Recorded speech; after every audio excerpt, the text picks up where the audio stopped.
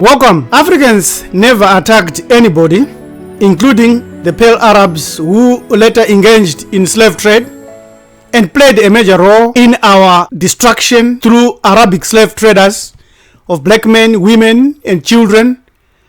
And today they've been capable of marketing themselves so that a lot of melanin dominant human beings do not realize that Islam is not an African traditional belief system or spirituality, that all over Africa the jihadists continue to cause mayhem. Why do black people embrace Islam to the point of fighting for it, as well as to the point of being ready to die for it? We want to start with a disclaimer here. This video is offered solely for educational and informational purposes. It represents an unvarnished text-based historical analysis, including Islamic sources, the Qur'an, the Hadiths, and the early biographies, without theological endorsement or apologies. The aim is to evaluate claims such as Islam is a religion of peace. When we examine the primary texts themselves, the critique of how they have behaved and what they have done, would find a very different story. Perhaps your Islamic opinion or belief has been shaped by the idea that Bilal ibn Rabah is Islam's answer to racism. Yet they do not tell you or teach you about the Zanji rebellion, an epic uprising of African slaves against their Arab masters. They don't teach you either that Muhammad himself owned, sold, and traded in black slaves, or that the Quran's promise of equality is spiritual, not physical. You need to read book Normal Masters, where the logic is inescapable that an omnipotent spirit or being or creator or God or Allah who wants universal recognition will never use holy books, bloodshed, or coercion. His truth will become self-evident and apparent, just like your breathing, your blinking of the eyes, is as automatic as your heartbeat, known instantly to every sentient human on earth without translation, linguistics, evangelism, or force. This book offers you clear, logical explanations of why you need normal masters and why you should be wary of those that come and claim that they've met God or creator or what. This book is a key and a sledgehammer against their claims. Islam is not a religion of peace. That is what you must realize, despite the fact that the word Islam itself means a peace or salam. It is very, very clear that its practice, the way it has behaved, specifically like the conquest of cities like Mecca, clearly demonstrates that it is a religion of violence, of destruction, that uses coercion. It's not that every Muslim is like that, but we are saying its fruits, the fruits of this religion, is not very, very, very commensurate with the peace. The conquest of Mecca, where many scholars understate the coercive act which Muhammad's general amnesty used. It was a political calculation. The Quraysh were defeated, leaderless, and surrounded by thousands of armed Muslims. What would they do?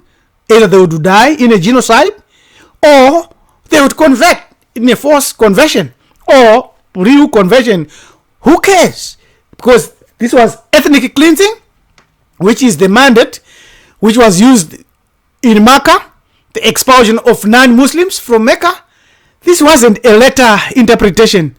It was a divine command, which is as permanent today as you read it in the Quran in Surah 9:28, which says, "O you who believe, verily the polytheists are impure, so let them not come near al-Masjid al-Haram at Mecca after this year.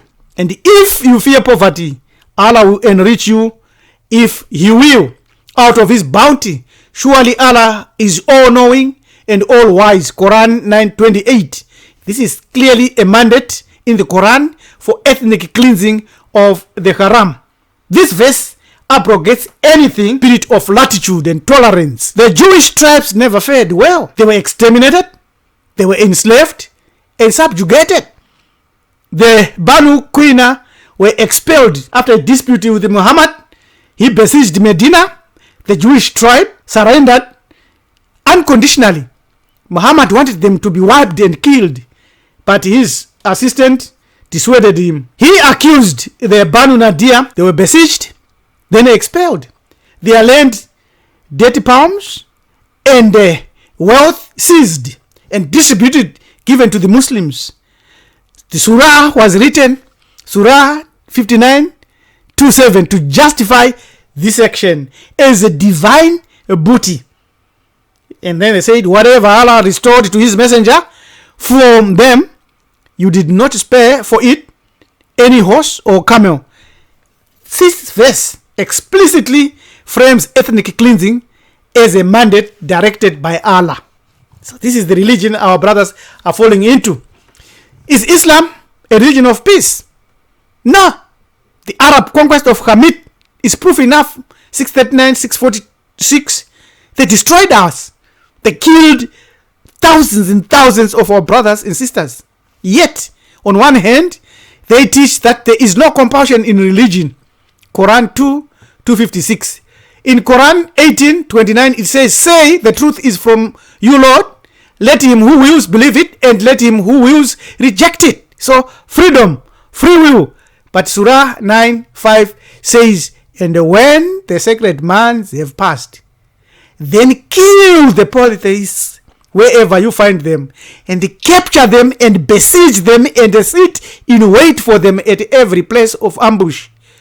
But if they should repent, establish prayer, and give zakah, let them go on their way. Now they are slaves. They will have to pay for their survival. They have been humbled. They have been permanently subjugated. Now they are under Islamic rule, wearing distinctive clothing, barred from building churches, and subjugated, as well as facing summary execution if they deviate. So that's why Surah 9:29 says, fight those who do not believe in Allah or in the last day, and who do not consider unlawful what Allah and his messenger have made unlawful, and who do not adopt the religion of truth. So why would our brothers fall for this? Now, let's ask a simple question. Did Islam enslave black people? We have seen it as enslaved others. We have been told that Islam is truly a religion of peace. Let's discuss. Islam enslaved black people. This myth shows the slave trade routes through the Sahara. And our brothers and sisters that convert to this religion never show you this, never preach and never teach you these truths. They teach you of the convert who was the first man to shout for Islamic prayers. All this, they never teach and talk about it. By the 9th century, Islamic societies had developed explicit anti-black racism linking blackness to enslavement. Scholars like Ibn Khaldun wrote that black people were submissive to slavery due to their lower level of humanity, our tolerance, our love. That's what they abused. This is Islam. This is the religion, so-called religion of peace. The Muslim armies and traders waged wars against African kingdoms for over 1,000 years. The Sudanese Mahdist state, the Fulani jihadists, and North African dynasties explicitly used jihad to justify raiding non-Muslim African communities for slaves. Captives were marched across the Sahara or Indian Ocean. The Islamic slave trade that predated and outlasted the trans slave trade is still happening today. Muslim majority regions in West Africa, Fulani, Mali, Songhai, actively supplied the transatlantic slave trade with slaves whom they captured, handed like animals.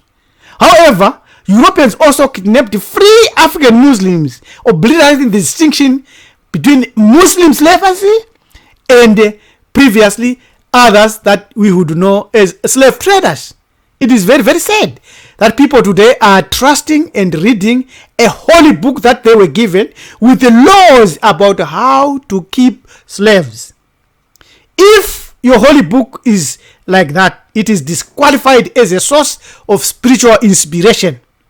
You must always remember that the Muslims and Arabs have marketed themselves so well to a point where we have forgotten about the Arab slave trade, especially of East Africa. Shown here, we always concentrate around the transatlantic slave trade. You can read this book to understand Islamic jihad and how it is operated. Islam enslaved black people, yes, through jihad, racialized theology, and commercial networks. which treated Africans' life as disposable. The religion provided the legal framework, the Prophet modeled the practice, and the 1,400 years of Islamic civilization executed it on a massive scale. Unlike Christianity, which eventually developed abolitionist theology, Islam has no intention, no internal mechanism to permanently outlaw slavery, because its books say so, and it teaches jihad. Now, why do black people embrace Islam to the point of fighting for it and ready to die for it?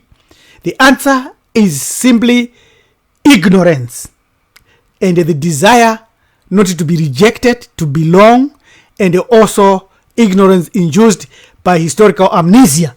All these people suffer from either willful historical amnesia, total absolute ignorance, and a delusion, where they think that the Prophet abolished slavery, where they think that they can belong to a nation of Islam, forgetting the over 140 million victims of Islamic slave trade. What a shame to our own brothers and sisters. They ditch Christianity because of slavery, but then jump to convert to Islam, which enslaved us and which is still enslaving us today. They don't know that most Muslims look down on blacks. They don't actually like you to go to the Hajj. They don't like you in Mecca. Did you know that in the Arabic language, black and slave are the same word, abid? The Arab slave trade still going on. Over 27 million black people are still under the siege of Islamic slave mentality. Now, Islamic slavery and its history and its scope and the length of Islamic slave trade is still going on today as we speak, because it's a mandate.